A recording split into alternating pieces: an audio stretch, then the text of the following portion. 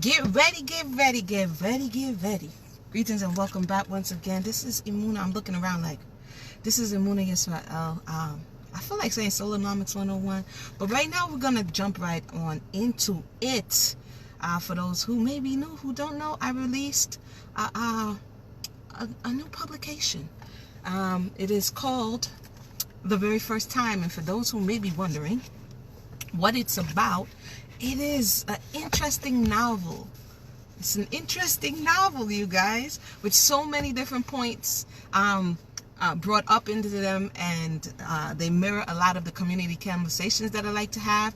And sometimes when it's a fictional character, we could kind of get into the nooks and crannies of spaces that we usually wouldn't get into when we think, that the spotlight may be on us. So I shared a little excerpt the other day, actually yesterday, and I wanted to read a bit from the chapter to get context. I asked the question, if two people belong to the same congregation, should they ask leadership for permission to wed or to court? Some people were like, nah, I don't think so.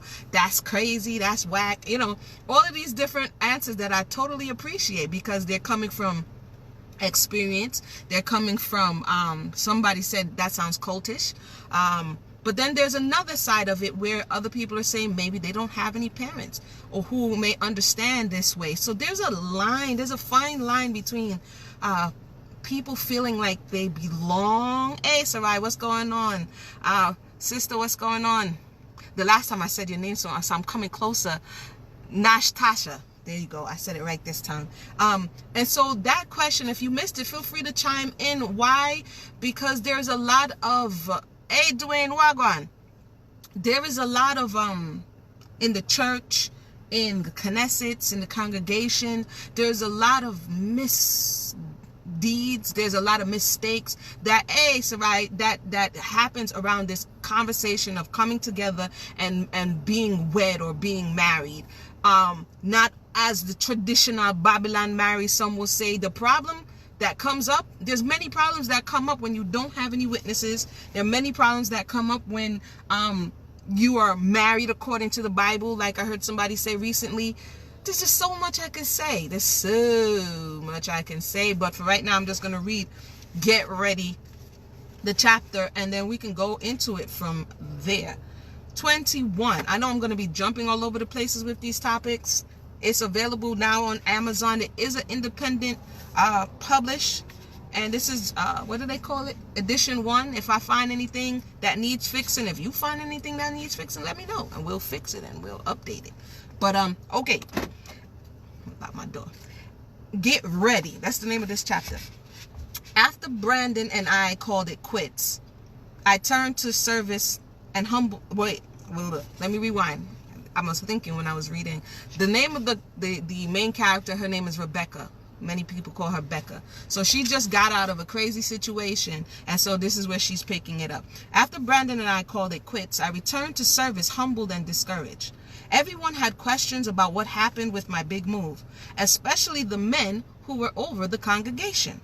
Before leaving, the Hebrew teacher, Asa, verbalized his disapproval. The Hebrew teacher, Asa, verbalized his disapproval. I heard you're leaving. Where do you think you're going, sis? Simone and I were walking home when he ran to catch up. Oh, hey, Asa, we both greeted him. Rebecca, can we talk? I looked over at Simone. She shrugged her shoulders. I agreed to slow down a bit. He reached to grab my arm. I gave him a stern look. Asa sounded as if he had more than brotherly concern for my choice in a mate. I've tried not to comment. Simone saw things getting out of hand. She came back to rescue me. I told him that I had to go and walked away. That was then. So by the time I returned with no fiance to speak of, it was clear Asa thought that to be a good thing. So what happened, Rebecca? Asa asked mockingly. Things didn't work out? I replied remorsefully. Oh, sorry, if I'm remorseful. Things didn't work out, I replied remorsefully. Why? He insisted. I told you not to go. See, you women never listen, he chastised. I rolled my eyes and was relieved when Simone called me to help with the food. On my way from the pantry, one of the sisters took me aside to tell me she overheard the brothers talking. Sis, I got something to tell you, she gushed. I looked around to make sure the coast was clear. Judging by the way she was beaming, I knew it was juicy.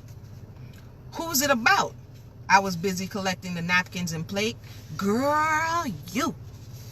Me? I figured it was about me having to come back and lost interest. What about me? I heard Asa and Moray talking about you and Simone. Okay. I waved her along, trying to get to the details. Well, they were saying that Asa had called dibs on you and Moray had dibs on Simone. Really? I raised an eyebrow. Yup. So that is why he was pressing me. Somewhere in his imagination, he thought I would accept being his third or fourth wife. These men are something else. A woman didn't have the freedom to learn without the men trying to wrangle them. Needless to say, I wasn't pleased to be back. And for those who just joined us, I know we're in the middle of the story, so y'all gonna have a whole lot of questions, but just stick with me just a little bit. Asa became emboldened as time went on. He began speaking and demanding things of me as if we were an item. Simone found humor in it. I was bothered. My mate selection wasn't the best, but I was determined not to allow someone else to make a choice for me. Adam was quiet, seemingly humble guy from the islands. His attitude was a welcome contrast to many of the other men in the congregation. Adam had visited a few times in the past, but soon started attending regularly with his sister Lily and her daughter Nadia. The small gatherings felt more like a tight-knit family. We ate, studied, and grew spiritually together. One day, Moray and the other elders were entertaining a guest when Moray asked Adam if he didn't mind walking me home. He agreed. We spoke along the way. He inquired about my attempt at getting married. Unlike Asa, his questions seemed genuine. Adam was 12 years my senior. He looked young for his age. I wasn't looking for a relationship at the time, but welcomed the company. So that is the preface. That's what's going on. That's leading her up to the statement that I shared. So let me jump to the statement here. What essentially, should I tell y'all what happens? That's just a little bit of background. I'm not going to go so far. I'm just going to do a little bit of reading. I did a little bit of reading. Should I keep going?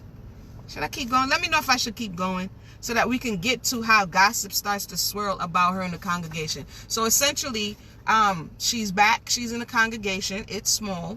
She didn't know that she was there to learn, and the brothers in the congregation didn't like the fact that she found another mate outside of the congregation to wed, and they were really indifferent about being robbed the opportunity to make good on the dibs that they called. So in some of these places of worship in real time, you have young girls coming in the door and the brothers are preying on them. I mean, we saw this in the book of Samuel when it talked about Eli's sons. The brothers are preying on them and they're thinking, oh, I'm finding the Most High. I'm going to be looking for, whatever they're looking for. And truth be told, some of the women are looking for men. But some are looking for truth. And what happens is they may be one year, 2 year, 1 month, 2 months. They may have just been coming straight off the street and automatically the brothers want to quote unquote wife them. And they want to call dibs on who they think is flyer and who they want to go for. And they start divvying you up before you even know it. This is a real occurrence. And what happens is that a lot of women get turned out the way. They get turned on to consciousness from the male perspective. And they get turned off from consciousness because of said males. And the way they've been treated and the way they're being mistreated. Can I get an amen if you have experienced this, or if you have heard of people who have experienced this, or if you think that this is a problem? Let me know. Should I keep reading? I just want to give y'all a little taste, a little sampler of that particular reading. Let me know if I should keep reading, y'all. Tell me. Talk back to me now. Talk back to me. Anyone? Are you guys there? Welcome, Becca. Welcome. Y'all are quiet. I don't know. All right. I'm going to wrap it up here then. I haven't gotten to the point that I actually wanted to stop at. I'm going to just go a little further. Because the story is interesting to me too. True. All right. Adam had two young... Wait, rewind. Adam had 2 young children. So Rebecca goes for the seemingly better choice, which is this calm alternative to what she's used to, and his name is Adam. Adam had 2 young children whose mother had recently returned to the island. He and his children's mother never married. His intent was to leave America. He ended up staying, so they broke up. Hey, what's going on, sis? During class, the leaders would always bring up things we needed to do. They taught lessons on the impending disaster and highlighted that those who prepared would be saved. Babylon is falling. Y'all know how it is. I'm reading from the new release. This is the proof copy. The very first time. Okay. So Babylon is falling. Adam expressed that he was interested in stockpiling materials in the event of an emergency. They snobbed him, meaning the leadership. He asked me to drive him to the supply store. He didn't have a license or a car. He brought supplies for the community pantry in hopes that the efforts would be appreciated by the leadership. Instead, they ridiculed us for breaking protocol and not checking with them first. A few weeks later, he asked me to take him again. I agreed. On this occasion, he inquired if he could temporarily store the items at my place. My things were still packed in barrels at my cousin's house, so I checked with her first. Come in, I invited him. He hoisted the items over his shoulder and placed them in the barrel. It was cold outside, so I offered him something hot to drink. We sat and talked. We talked about the tension in the city, what was happening at service, and the future in general. Sadness washed over him. He expressed how much he missed his children. I tried to console him as a friend. Adam mistook my willingness to listen as an invite to something more. He made a move. I asked him to slow down. Eventually, his desires overshadowed mine, and I found myself giving in. This is what happens to a lot of women. They get Bible study. They get, I'm just going to come over to whatever. And the brothers break protocol, or the women allow the brothers to break protocol. So this is what happens to Rebecca or Becca in this situation. I cried the entire time. He looked beyond my tears. Why are you crying? Please stop, I urged. Don't worry, I'll take care of you, he continued. Shortly after, I conceived my first child. And so were the elders upset that they didn't get to be that person? Was Adam wrong in this situation? All of these questions we can discuss underneath the video. And a little bit of 21. He rejoiced at hearing the news as if it was planned. No shock or surprise. I know you're over your cousin's house, he noted. You can move in with me if you want. With you? I replied. Yes, now that you're pregnant, I'll take care of you. Adam decided to move out of his old apartment and in with his sister to help her out. I reluctantly agreed and moved in with Adam's family. And that's wild because remember the Adams family. Anyway, gossip started to swirl in the congregation about our relationship. The elders were upset that Adam stole me right from under their noses. They asserted that he was supposed to get their permission before he could court one of their women. The elders called me in for questioning. It was more like prosecution because I couldn't get a word in edgewise. In the end, they suspended us for a month. Adam told me he wasn't going back. So that is a bit of context. Y'all let me know your thoughts. It gets juicy. It's a wild and crazy story. But again, I wanted to highlight that aspect of women getting, there's a quote that comes to mind about women basically getting wrangled in their naivete, our naivete being used against us, not realizing that drawing closer to some of these men, you think it's for spiritual reasons, or you think it's all on the up and up, and really, it's like some of the Nigerian pastors. I don't know if you guys have seen some of those Nigerian pastors on the internet, but they be like, sister, your womb is barren because I need to pray for you. You know what I'm saying? And they be telling them, like, get butt naked and let me put my hands on your titties, like all kind, and they do it. You know what I'm saying? So there's a level of gullibleness that comes with trying to find out the truth. and just waking up, especially if you're a woman. So if you know someone and they are going through something, understand that they're not alone. It is in the text. The sons of Eli was doing the same thing. They were laying with the women at the door of the temple. When they came to sing or give offerings, they called them the sons of Belial. And they're still about. Some are more overt with it, and some, lurk in the darkness and scheme and take their time to kind of.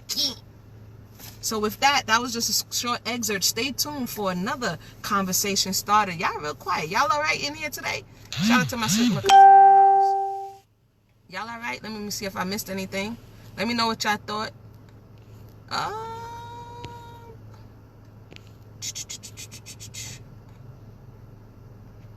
Yeah, people with insecurities do like to prey on the weak, and so that is something that we need to discuss. Because what happens is, like I said, I see a lot of people willing to go back to sleep. It's like the Matrix. A lot of people are willing to go back to sleep because they can't deal with being awake. They can't deal what comes with people who say they know the truth, people who say that they're conscious, people who say that they're loved. Here's another thing. Truth needs to have an element of love in there, right? A lot of people say they're awake and you have the truth and you're conscious and but there's no love. There's no love in your heart. It's just, I'm going to hurt and break people with this information that I have. I'm going to make it feel as though I'm above others because I have arrived. And that comes from somebody who's handling a level of truth that hasn't applied it to their own lives and their own selves for their own betterment as yet. And so they're using it so that they can power trip over others who may not have yet come to that bend in the road. You know what I mean? So it's something to consider. Once again, follow the adventures of Becca. Her life is crazy. It's available right now on Amazon. I got another one for y'all, but I'm gonna let this one marinate for now. All right. So thank everybody for tuning in. If you see any updates the way I do them like this right here, chances are this is what's gonna be. So share this video, like this video, and if you do read it, please put the what do you call the thing there? Put the reviews under the thank you, sis. Put the reviews under the book when you do get a chance to read it. All right, y'all. I'm just gonna go finish doing what it is that I was doing. I'll talk soon. You guys have a blessed weekend.